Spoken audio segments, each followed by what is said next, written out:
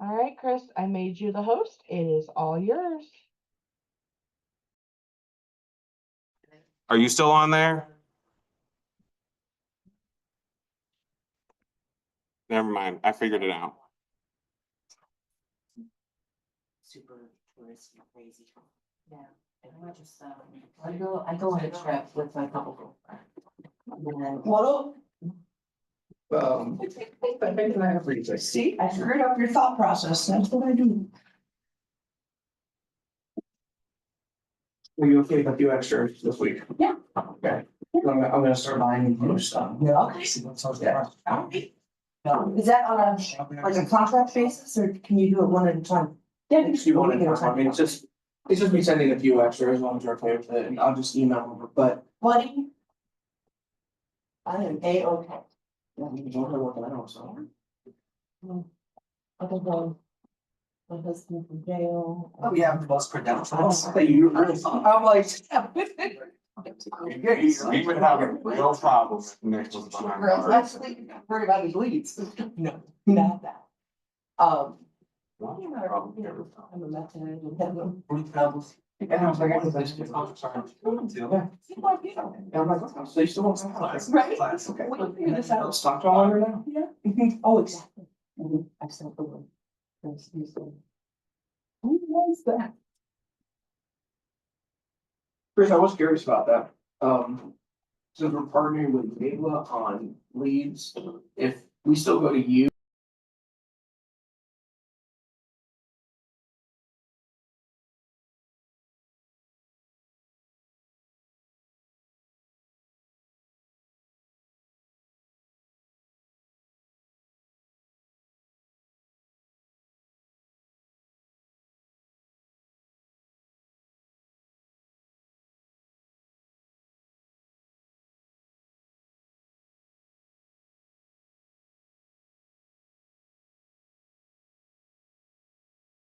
I was like, oh, wow.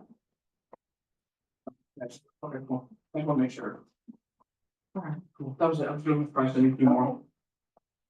Sorry to throw your brain off with my sass. Shonda, those jeans are really cute. They're really cute. I love wide legs, but I have such a wide butt that they don't hang right on me. Very cute, very cute. And I keep that is an Asheville on the way home. Seriously. We're super cute. Rather tired of not having a wide leg. Yeah, to be a child. Yeah, I love them. What is this? It's burnt? What? Oh, it's an energy drink. No. Yeah. Don't Mm, need any more of that. And I have one of those, Alani's. Those will get you. Oh, those are dingers. Super double caffeinated. They say you're always supposed to. Yeah. Nikki? Yeah. Which last name? Forda. Okay, that's what I thought. I'm Shonda Davis. Yeah. Yeah. Hi. We've not met. Nice to We've meet done you. transactions, but we've Yes, not we met. Can you all hear me? Yes. Perfect. All right. I'm muting my phone. No. And then the main form that like we're gonna go over, I added it in the chat. If you have any issues, just let me know. Not that I would not be here in person to support you.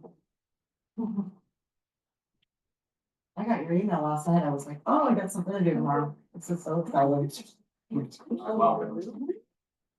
Thank you.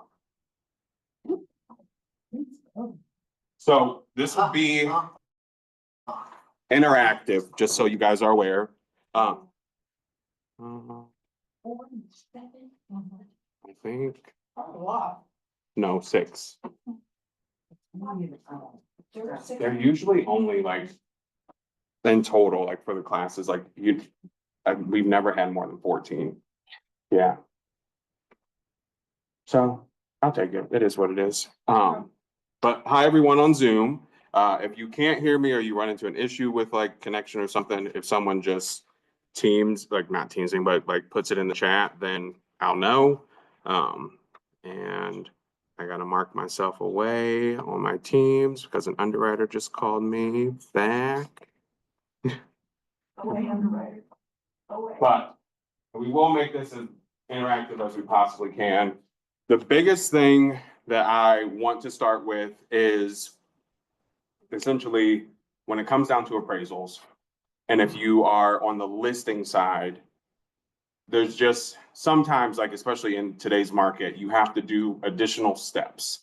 And because where, for the most part, where we can see that appraisals are coming in over value or at purchase price, the ones that you can just tell that from an agent perspective, did a client bully you essentially into agreeing to a number and now it's sat, and then you are trying to like basically backpedal your way into it.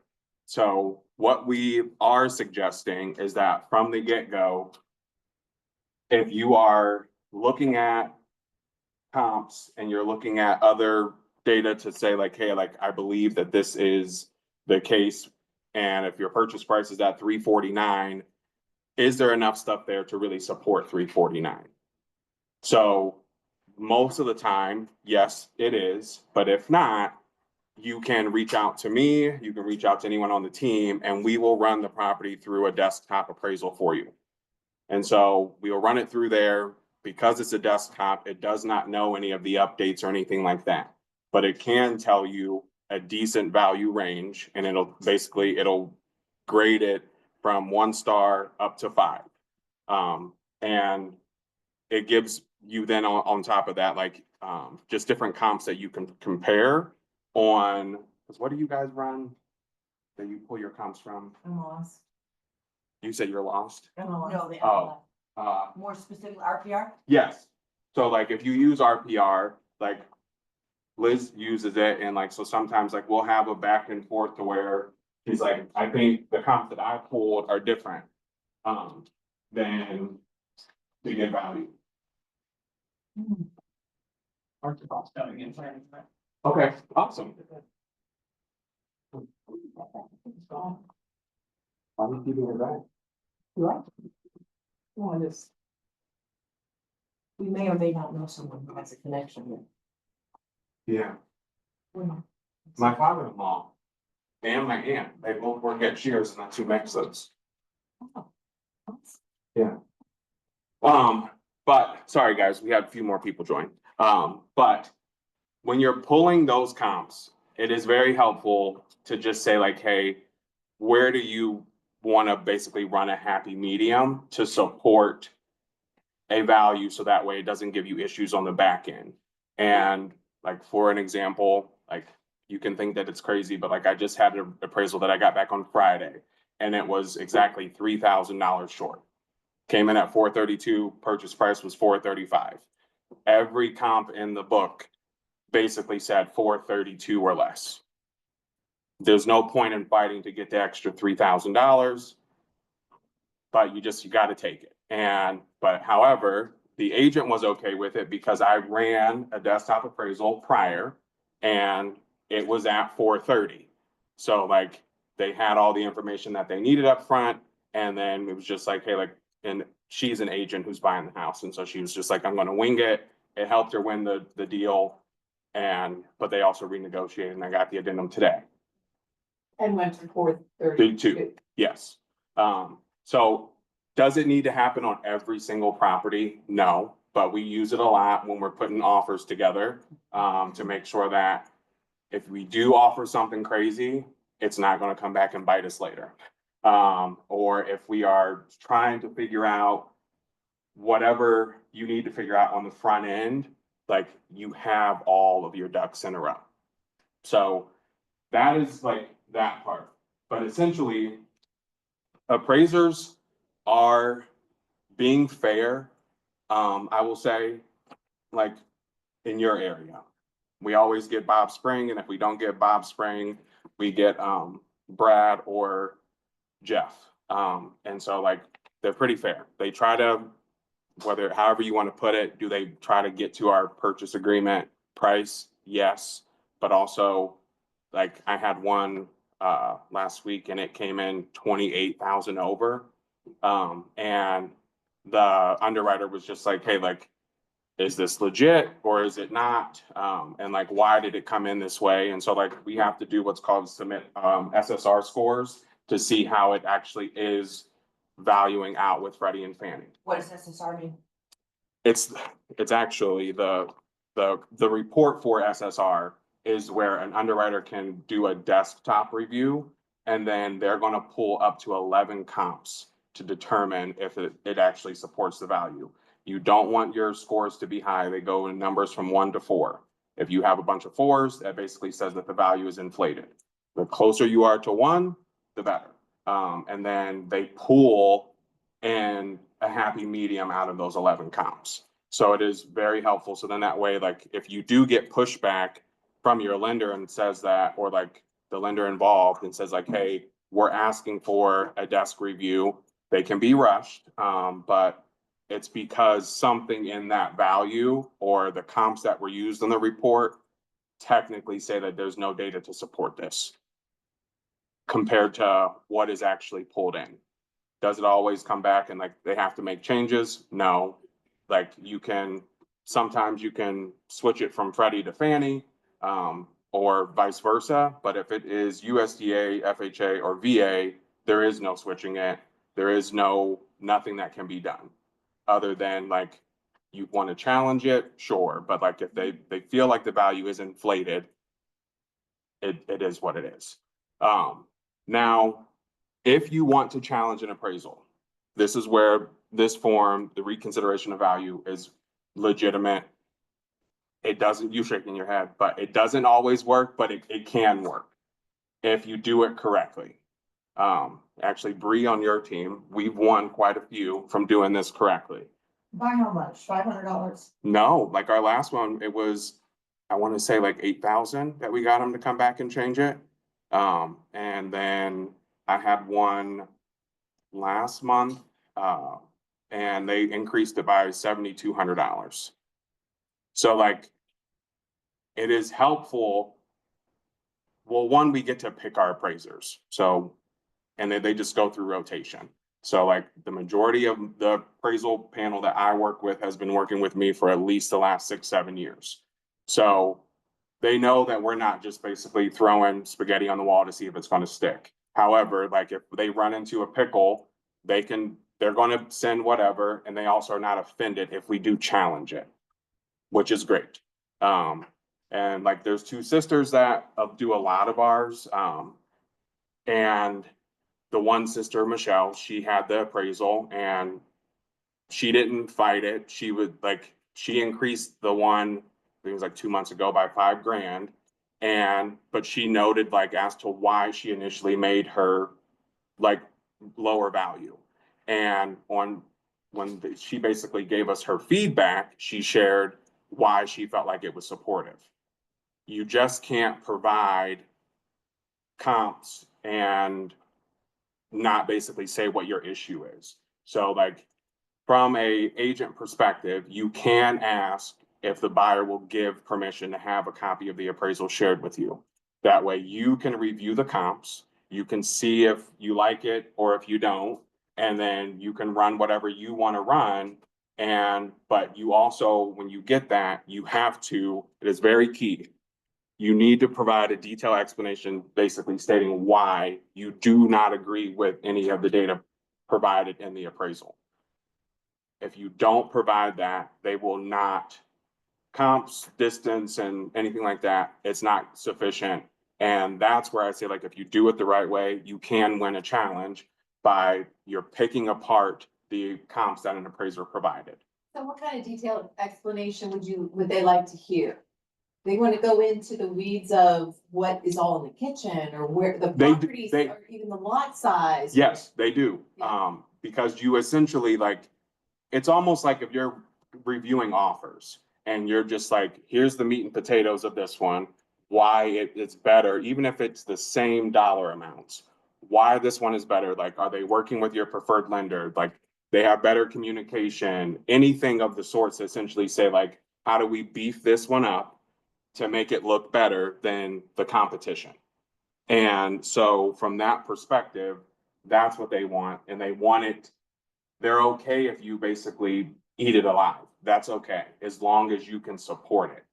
And you just can't use, even if, like, we had one and they didn't want to challenge it, but the buyer did. And the agents just basically said like, hey, I'm not interested because it's not gonna work. But the buyer went through and they agreed that two of the comps that were used were not using, they weren't given credit to the fact that the basement was a walkout basement. It had recently been refinished. Like, it had all these new things in it. There was a full bath down there. They had just put in like all these different things. Like, they didn't necessarily re-side the house, but like all of the old siding that needed to be replaced was replaced. And like, you could drive through the neighborhood, and she took a video and went through the neighborhood and compared the house that she wanted compared to the other. Buyer did this? Yeah. Wow. And we sent her video. Like, from her So perspective, she, in essence, challenged her own appraisal, yes, because she didn't want to pay a gap, right? which is fair. But like, the seller was just like, we'll relist it. Why start over if you don't have to? So how much did you get? We ended, for hers, it came up 32 grand. Wow.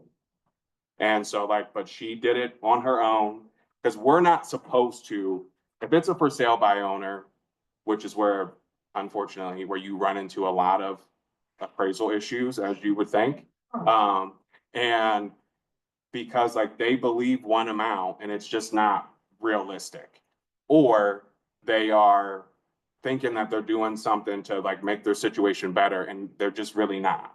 They don't know when like issues come up about, safety and hazardous issues. They don't know how to approach it, or half-ass it, and then you're just kind of screwed, because once it's up and then you send an appraiser back out, then like, that's $225 that gets charged to your borrower. And you can't keep resending someone out just to say like, hey, like, we've done these things and this is how I want things to change. Doesn't work.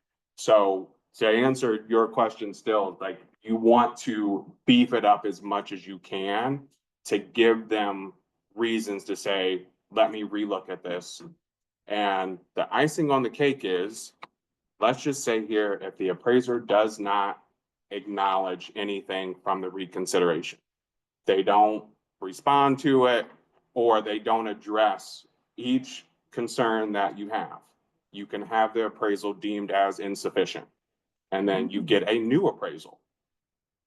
So that's where it is key that you want to beef it up as much as you can. Say, here's all the nitty gritty and why I don't agree with you, and why we think that this is what should be considered. Because that is how you would get a new appraisal and that other appraisal doesn't stick.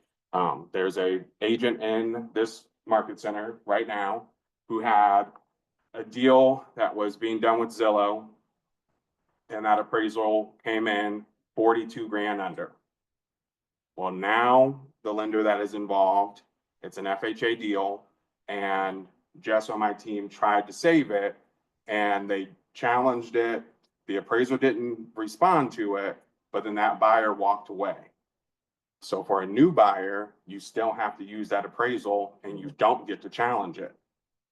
Because it's already been challenged. Because they didn't. You only get one chance. Yeah, the buyer walked away, and so that's who the original buyer was, and so there's no challenging it.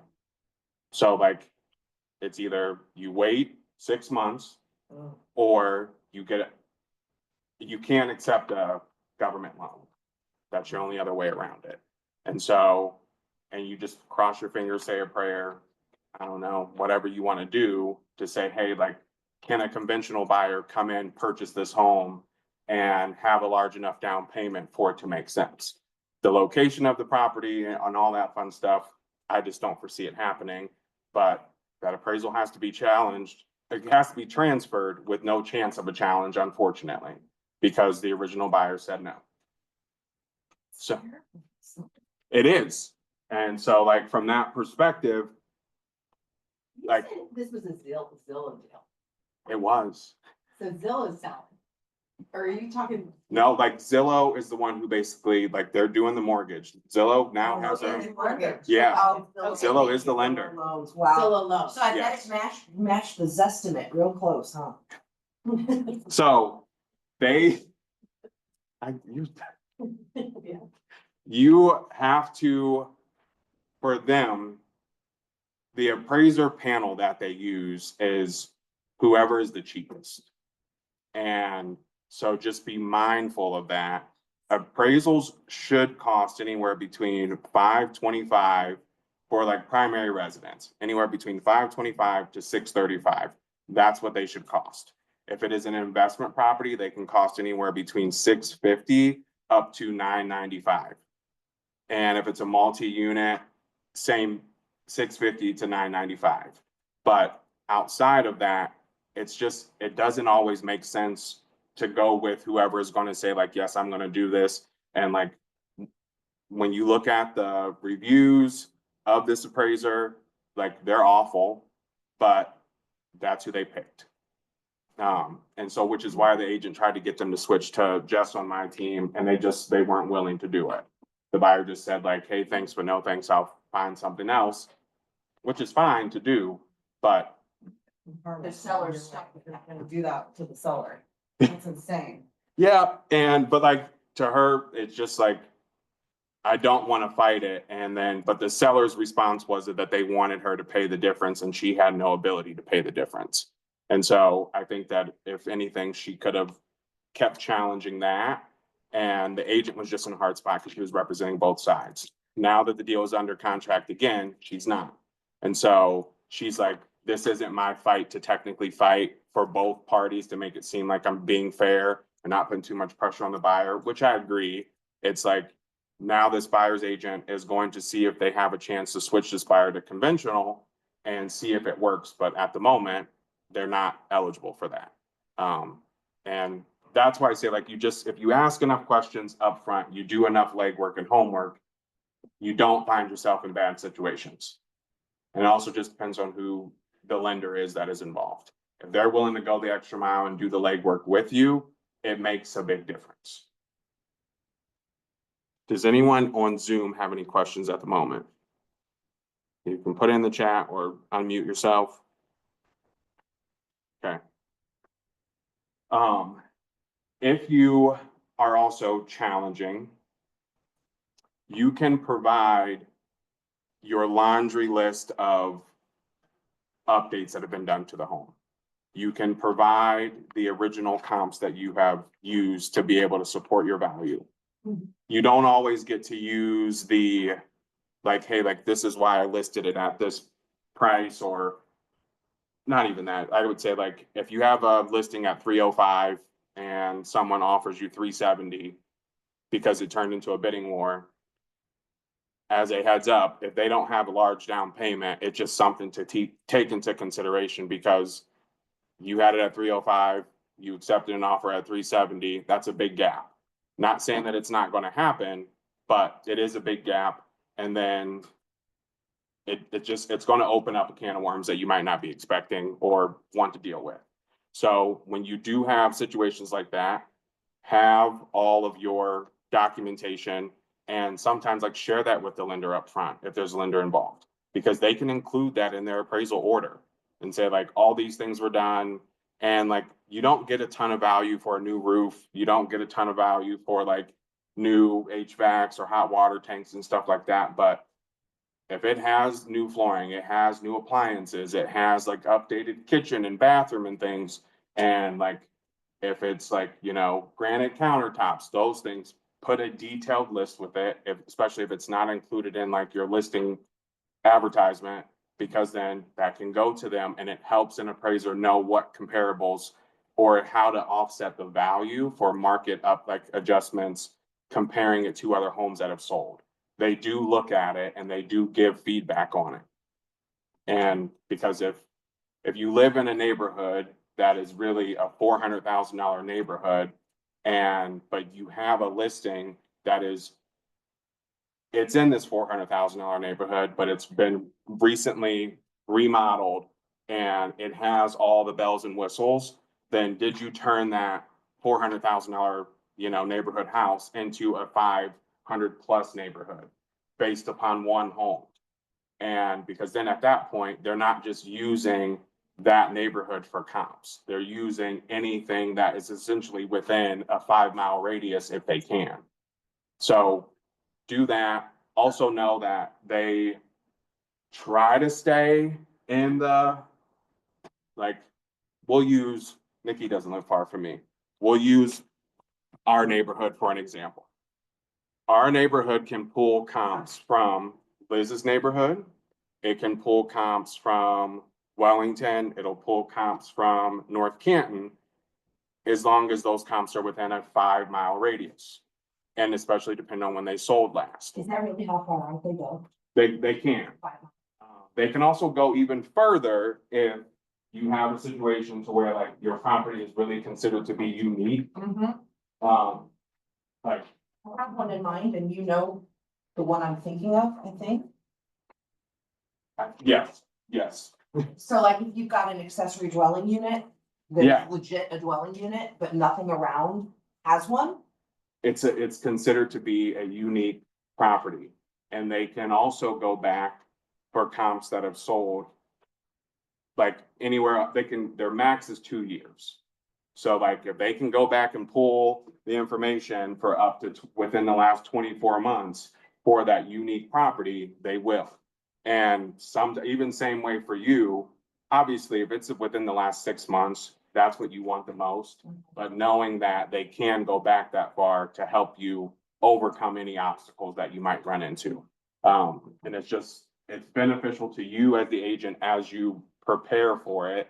And like those people specifically, I've told them that it wouldn't hurt to have an appraisal done ahead of time, telling them what their plan is. Yeah. Because desktop, our numbers were completely different. Like from what you ran compared to what I ran, Right. and it doesn't, and like these people, they've been in, like they have a HELOC, they have a mortgage, and like they also have like their insurance documents. And between those three, my numbers and Liz's numbers all had different values. We know what number they want, and there's a range Yeah. here.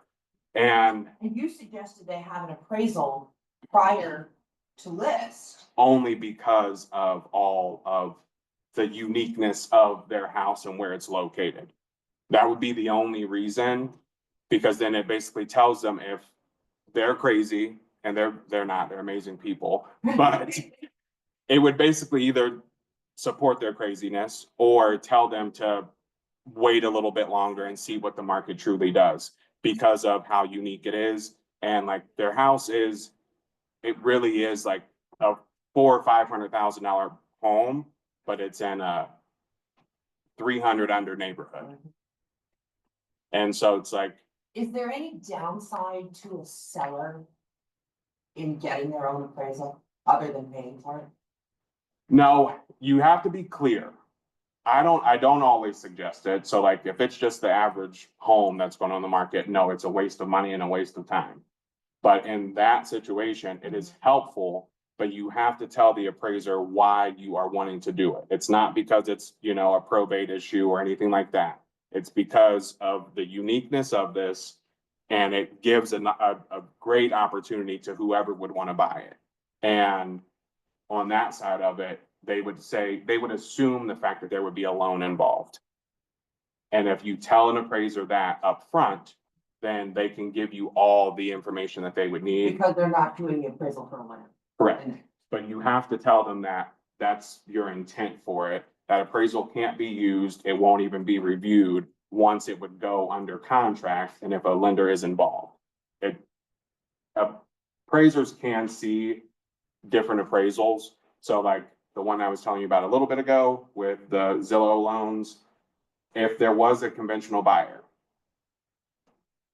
that appraiser could see that FHA appraisal.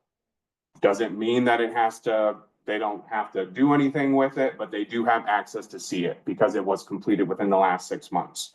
So from there, it gives you hope then like when you just say, hey, like I want to switch this, like you actually have a leg to stand on if you do switch it, or from that take. And, but other than that, the most important piece of it is to do your homework.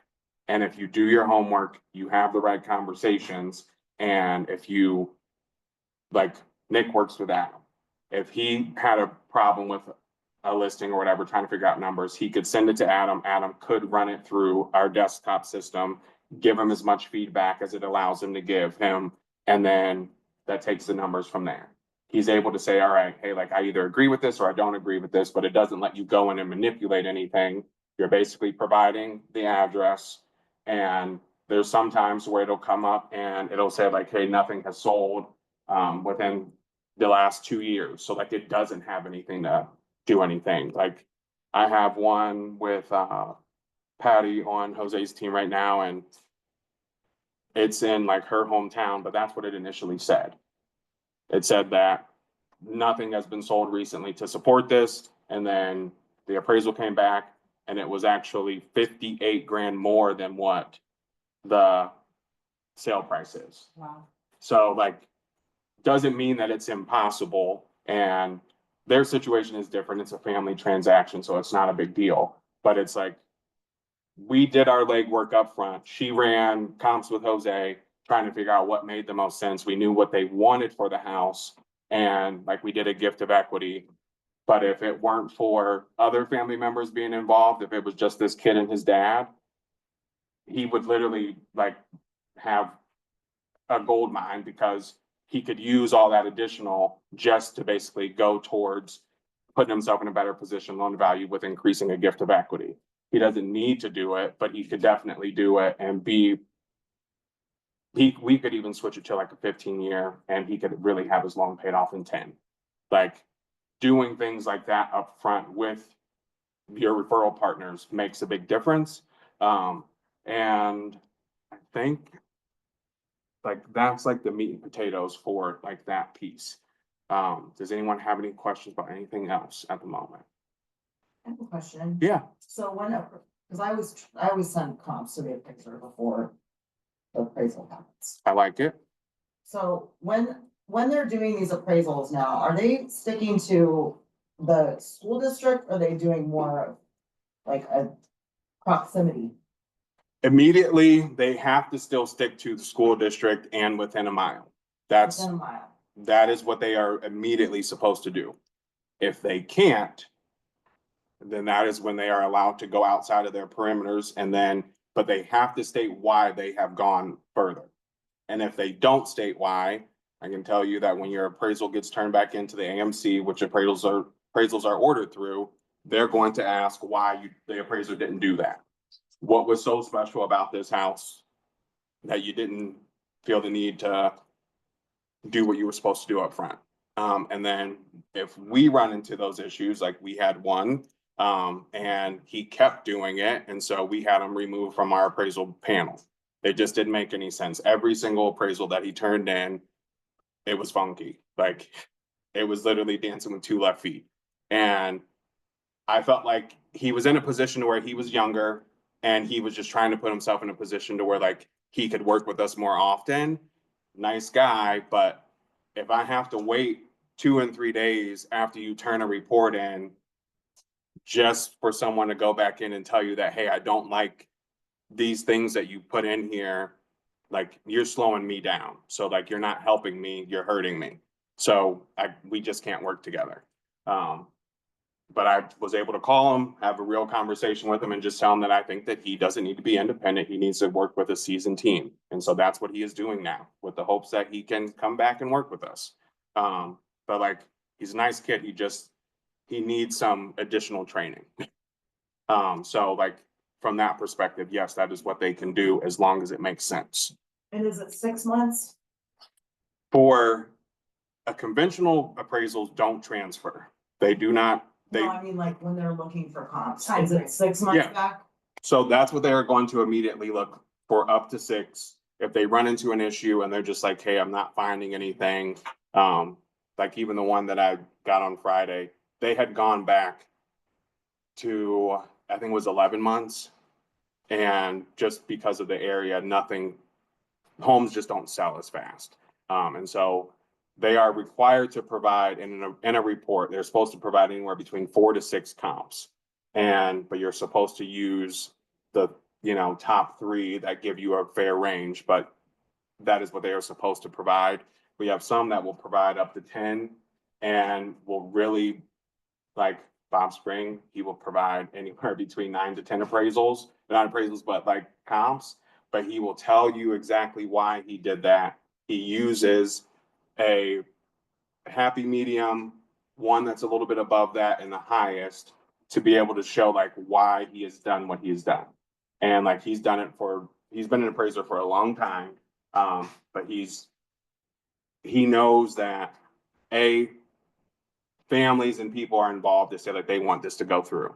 He won't just put a dollar amount on it, but he will justify why he has done what he's done. And he will put in his remarks, if you don't believe me, this is something you must see for yourself. I've seen it time and time again.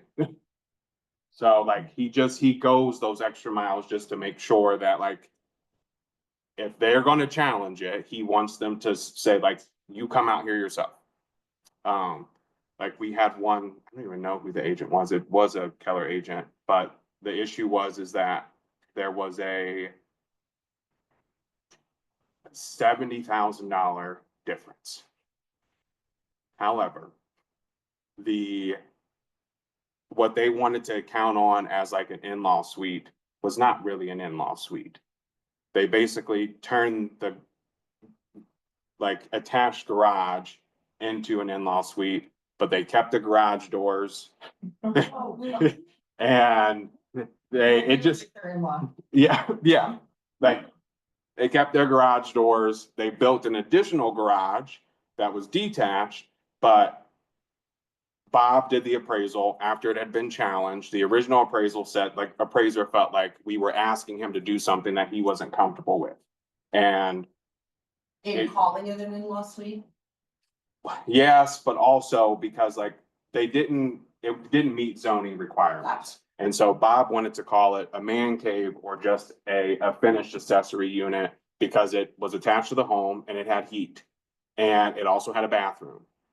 And we had to meet in the middle, but Bob was okay with it. And he worked with us. Like I talked to him every single day that there was like a thing going on with it. And he was just like, this is what I think. This is what I believe. This is the value that the county is giving it. This is like, these are all the things that they've done to it. And like on that report specifically, like we did agree to meet in a happy medium, and it was only a $10,000 difference between purchase price and what it was originally listed for. So, and they lowered it and it was all fine, but like he did those things to help make sure that it made sense. And that was after the agent and the loan officer had gone through the steps to say like, these are the properties that you should be using. And then it just happened to be that 4 of those were some of the same comps that Bob had used. So like it helped us overcome it. So like the challenges do work if you do them the right way. Any other questions? I have a question, but my situation is a little different than most. It's better Ask away. offline.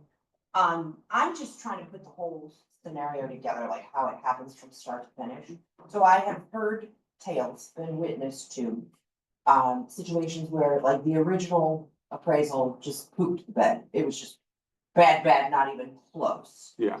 And the agents then got involved to get the appraiser of their choice. You can do that. You do that through your lender? Yeah. So that would be a situation where I would call you and say, this person's a schmuck and can you Yes. please try to get so-and-so? Yes. And you can do that. Yes, as long as where I work at now compared to other places, I have a say so. So I can say like, hey, like there's I want to say her name is Heather Altman. I think that's her name, or Allman, something like that. She is a really, really, really, really, really good appraiser. However, I've never been able to work with her before because what she charges for appraisals has never been an amount that we could get negotiated for her to accept. I'm not telling this woman what to put on what she's saying like is worth her time and like what she deems is valuable. Now she is on our panel and she's been on our panel for the last 7 months. But what she charges for a conventional loan is, which is mainly what she does, is conventional for primary residence or investment properties, and she does a lot of commercial, but she charges $695 is where it starts. Most places, like I said beforehand, $525 to $635 is where they want to be at for a primary residence. So you can't, to her, she was just like, sure, you know, like, I would love to work with you, but I'm not lowering what I charge. And so like from that perspective, like she saved a few deals for me previously and where she did lower her fee just to save them, but now we don't have to deal with it. So like, but that came from an agent saying like, hey, you need to call this woman. She's great. Put her on your panel. And then I just was never able to until now. So yes, you can do that. Can you do that right off the rip? Yeah, before I started, I picked all of my appraisers. No, I mean like, before I have an appraisal done on one of my listings, can I call you and say, hey, I want this person to do it? No. You can say, let's just say here, if you're like, hey, I like this, I like these 3 people. We would say for Nikki's transaction, these are the 3 that we want it to go out to. And then it's a random, a lottery pick.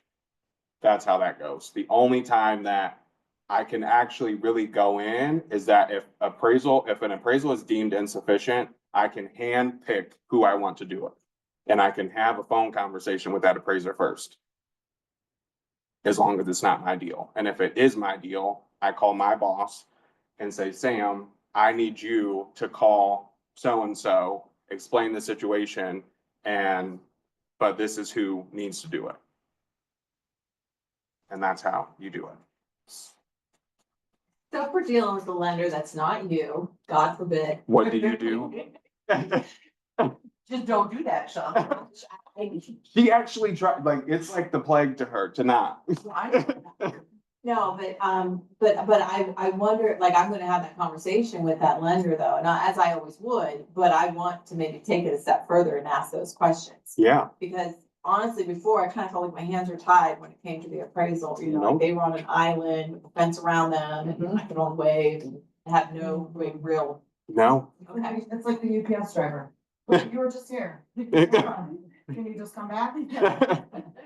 Okay. But if you also like, here's where you have to like be careful.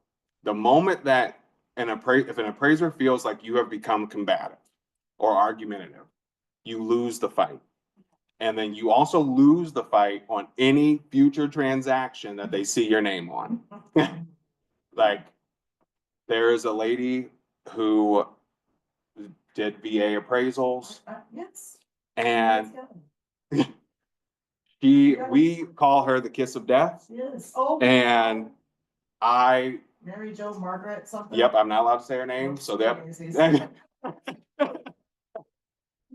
I was involved in a situation to where like she was out for blood on every single VA deal. It was like, what is your problem, lady? But really, her problem is that she did not, I feel like she's stuck in times and we just have to agree to disagree because she doesn't want to admit that. However, she also then, she doesn't believe in like the current market. And For the last 5 years. and so like, she just looks at things oddly, but then let's just say here, if same neighborhood, same school district, very similar home, sold 2 months ago. And like, I mean, like same. She will find reasons to say that there's a reason to deduct value from this house because we're 2 months later and the market was different 2 months ago. No. And I've only ever had one deal with her that it was like a smooth sailing ride, and she sent me the nicest email. And other than that, every other deal has been like a disaster with her. But it's not me, it's not the agent, it's really her and her opinion of the current market. That's all that it boils down to. She doesn't hate the lender, she doesn't hate agents. Technically, Except for Kevin. except for Kevin, but like, that is her take on it, is that she does not agree with the current market, and she hasn't agreed with it really for the last 5 years. And you can't remove a VA appraiser technically. You have to go through the lengths to go to the VA to challenge their license in general. She doesn't want anybody to be able to buy a house. I agree. But I mean, that's a detriment to the entire industry and to the consumer. It is. Well, especially Nobody else veterans. sees it? Yeah, like a veteran. Well, that's why, like, she hasn't done an appraisal for me, probably, I don't know, it's been like almost a year and a half-ish. And because she didn't like the way that the listing agent, I mean, like, ripped her to shreds. And so from that, she's like basically tied us all together. And then it gave me the ability to go in and say, hey, these are VA appraisers who basically, service all the areas that I do loans in, put their names in there so that way they have a chance. You can do those things. Could she come up now that I brought her up? Probably. But, and so, no, I signed an agreement that I would never say her name again. Sorry. Like, no, it's okay. You can. Yeah, you can. I won't. But yeah, I just refer to her as the kiss of death. So, but you are allowed to ask those questions, and that's why I wanted to make sure you guys got this form. This is what is submitted when you challenge an appraisal. It is this form. It just basically has whoever your lender is on top of it, but that's what they provide. And you go in and you basically complete, like, you don't complete it. You would provide your feedback to the lender. They fill out the form, and then from there, the processor, whoever is involved in the operations side, sends it to the buyers. The buyer signs it, and then it goes to the appraiser, or it goes to the AMC and they send it to the appraiser. And then from there, they have up to 36 hours to respond. So, and if there is no response in 36 hours, then you can ask for one more update. And if you don't get any feedback, you can then send, especially if you're representing the buyer, you can send a request and say that we are seeking to basically deem this appraisal as insufficient because they did not meet the 36-hour time clock.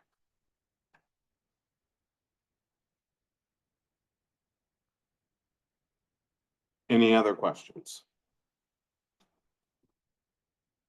How many appraisers are on your account at any given moment? Right now, there is a total of 18. And I just try to keep it that way. Like the two sisters who do like Stark, if it were up to me, they would do all of them. They're Michelle and Heather. They just would. Sometimes Dave Smith will do them. Dave is a really nice guy. And he just like started taking like your area again. But he's from Wayne County and just a really, really, really nice guy. And like, I don't know how many appraisals he's done for me over the last 5 years, but it's a lot. From that perspective, like this younger guy, Tyler, he just started doing a lot of appraisals for us in like, pretty much I would say from like around the airport and further north. But like, nice guy, and every single one, they're just like smack dab on the number. He keeps it all clean. His reports are very brief. Like an appraisal report can be up to 62 pages. His might be 40. Might be. And like they're allowed to leave certain things out if they don't apply. And that's how his reports come back. And so they try, like, there's no point of having more than 18. So you've got your panel of 18, and those are the appraisers that you as a collective or whatever have selected. Yes. Right? So when a request goes out, it's my understanding, and this may be different regionally, that the appraisers then basically pick. No, it goes out and it's based upon. They pick it, however, it's based upon like, it's almost like a lead. So like if you have ever worked with leads and you're like doing like a warm transfer, if you pick up the phone, they talk to you first. Okay. And so out of those 18, so like sometimes when people say like, hey, I haven't heard from the appraiser, I haven't heard from them, like because it's one of our 18, even if the turn time, so like if it got ordered today, they said turn time is next Monday or sooner, I'm not stressing. Agents might stress, especially like if it's your first time working with us, you might be like, what the heck? I'm not stressing about it. Because I know that if whoever picks it up, even if they did it Thursday, it'll still be back by Monday. And if they did it tomorrow, it might be actually back by Friday. So that's how that goes, but it's like a lottery. They basically, they have to keep them in rotation. But for a loan officer, we'll put it, so I sent out 19 loan disclosures today. On all 19 of those, an appraiser cannot, so like the most that they would be able to do for me out of those 19, a single appraisal is 3. So that's the most that like one appraiser could pick up. Because you can't, on this side of the world, for lending, that's how it has to go. They're not allowed to basically do things back to back. If you are working with a credit union, they typically only have 1 to 2 appraisers because they have to be approved by a board. And they can do as many back to back as possible because they're privately funded. Yeah. But In your case, it looks like collusion. yes. Got it, got it. Yeah. Anything else? So if I want or kind of need a desktop review for something coming up, because the seller has quite a bit of debt to pay off associated with the house, and it's pushing the price point. Send me an address. And what I want to tell them though is essentially, I don't want them to think it's an appraisal, but You don't, I'm just gonna, I don't have to tell them anything. correct. Yeah. That was one point. Yeah, that's it. You just send me the address, I'll give you the feedback. The only way that they have to technically really get involved is if like the numbers you run, the numbers that I find, if they just are like so far apart, I would then advise them to like basically complete a HELOC application.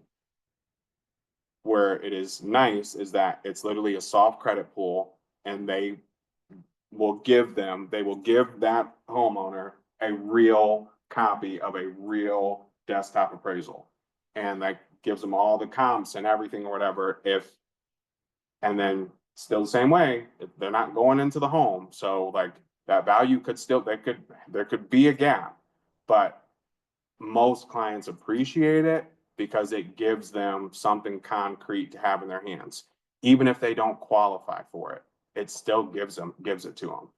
Like, and they're literally submitting basic information through our HELOC link and it still does that.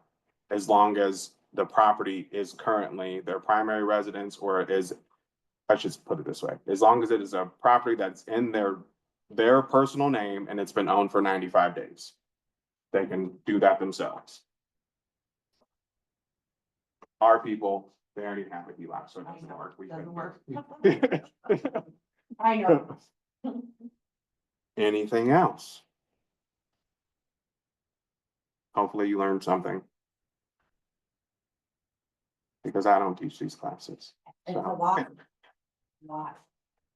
But yes, but if you do need something, Sounds like we have more control than maybe we think we do, you do. as long as we follow the right Yeah, steps. you do, because some people like just don't believe in challenging them. Some people don't believe that appraisers are like on their side, but like you can talk to, it's like, let's just say here, we're working a deal together. If it is a deal that I'm the loan officer on, I cannot pick up the phone and call that appraiser.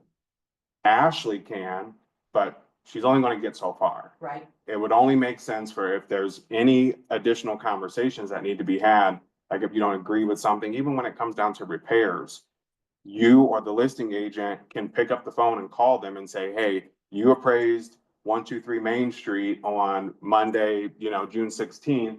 And you called for these repairs, or this is the value that you gave. Can you walk me through this? And like, I just have some questions. I don't necessarily agree with it, or we've done these things, all of that stuff. You can easily do that, but as long as you don't get argumentative or combative. Yeah. You're good. And so, like, cause earlier you said you need to, well, maybe I think you were talking about this, has to go back through the. Yes. So, I guess, yeah, that's what I'm hearing. Like, I would be careful, probably, if I want to have my decks together before I pick up the phone and talk. Yeah, 'cause, I like- really know. Yeah, because like you don't want to come across as if like, especially when we have to provide this form. You don't need to call them and try to, I don't know, charm them to saying like, hey, we're challenging this appraisal, yada, yada, yada. Because if you do that, now technically, are you crossing some form of a line? Because this comes from, that phone conversation comes as if you are the person challenging it. This form comes from, I as the buyer I don't agree with you for the house that I'm saying is mine, and now I want this to be challenged. That's how this form is presented. So that's where I would say like you have to fine line it, but if just like some appraisers, if they're struggling on finding comps, they'll add a note and say like, hey, there's a delay because I'm struggling. We can provide a note back to them and say, okay, like how much longer are you thinking, or have you reached out to the listing agent? They can say yes or no, but if not, as soon as we get that note, we can share with the agents and say, hey, they're struggling to find comps. You might want to call them, share whatever you have with them to help them figure it out. Cool. All right. If you need me, let me know. Thank you. Thank you. Thank you. Hopefully you learned something. We need more of this, deep dive stuff. Well, that's what I'm here. It's different than like a Tidewater. Very. So can this be used for a VA loan or only? Yeah. Yeah. Okay. Like it can be for if you're challenging anything that's on your appraisal. You can use like the lender should be able to provide you an ROV to where like you would use it and they send it in. If VA, they essentially send this form and they ask for a letter of explanation from a borrower.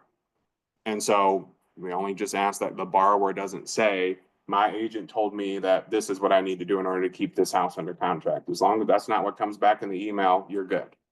But 9 times out of 10, most people do not have the funds to cover a gap, or they don't feel like they should have to cover a gap because everyone right now is out for a deal and they want a deal. They want to know what's the best deal that they can get, or if they are sitting on a ton of money, like they're not pissing it away. They're just not. Like I lost a deal yesterday over $483 and a fee that I shouldn't say I don't know. I know for a fact that Huntington didn't disclose correctly. But this guy, I'd worked with him since February, and to him, he felt like Huntington is his bank. That's who, handles all of his money. He trusts them. I can't do anything about it. And so he has a lot of money. To me, that $400 some odd is not a big deal. But I also was like, hey, this section compared to this section, like this is realistic here on my side. So I understand that you're upset. Then I offered to just like, all right, I'll throw in a lender credit for it, even though it really wasn't warranted. He was just like, you should have disclosed it lower from the beginning. I wouldn't know to do that because I know that my form is correct. Exactly. So like, So that was just blind. yeah, like it's just from that perspective, to lose a deal over a fee, it just goes to show you, like, had the appraisal come in $480 some lower, he wasn't gonna pay that difference. You know, like, people just are not willing to throw away their money. They're being very mindful of it if they have lots of it. If they don't, they're struggling already to basically make home ownership even happen. So like from that perspective, you don't want to find yourself in a situation to where you can't get around a challenge or you can't move forward on a deal because of a value situation. And so you complete this form, it gets sent in. Hopefully you get some resolution or at least get you closer to where you're needing to be at to keep all parties happy, and you call it a day. But it does work out in your favor more times than it doesn't. Fair?